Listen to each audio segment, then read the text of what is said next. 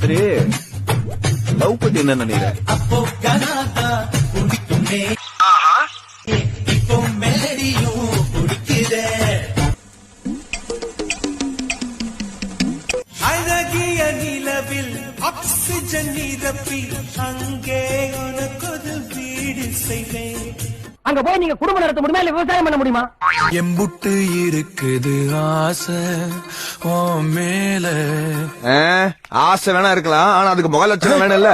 யார் அழைப்பது யார் குரல் இது?